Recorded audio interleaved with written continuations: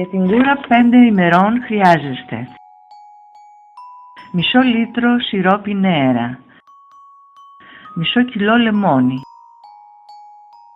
10 με 15 γραμμάρια καυτερό πιπέρι ή πιπέρι καγιέν, προαιρετικά, τσάι, συναμική ή φύλλα Αιγύπτου, και η παρασκευή του γίνεται ως εξής. Για να κάνετε ένα ποτήρι κοκτέιλ βάλτε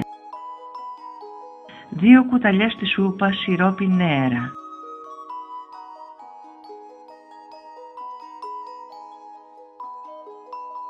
2 κουταλιές στη σούπα φρέσκο χυμό λεμονιού,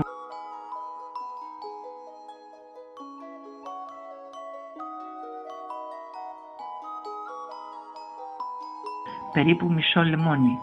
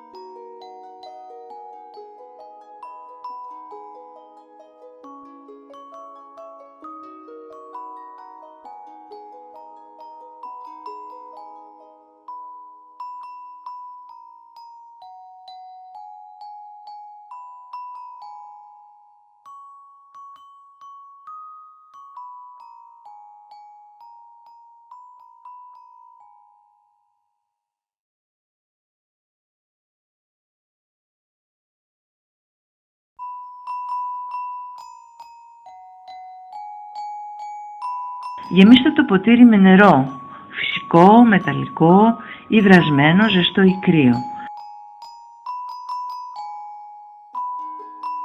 Ανακατέψτε τα υλικά καλά. Αν προτιμάτε, μπορείτε να ετοιμάσετε μία ποσότητα ποτού που θα διαρκέσει για ολόκληρη την ημέρα.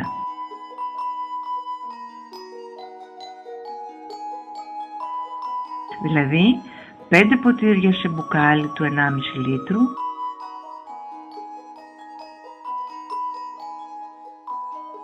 ή 10 ποτήρια σε 2 φιάλες.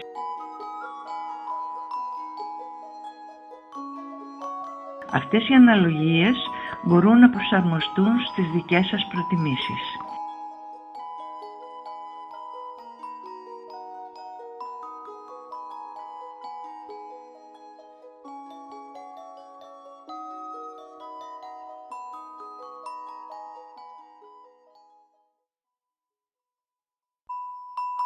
Πίνετε 2 με 3 λίτρα την ημέρα.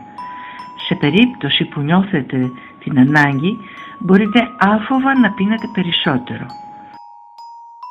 Κάθε φορά που νιώθετε πείνα, μπορείτε απλά να πίνετε 1 ακόμα ποτήρι από το μείγμα. Το βράδυ πίνετε 1 ποτήρι ενεργητικό τσάι συναμικής ή φύλλων Αιγύπτου.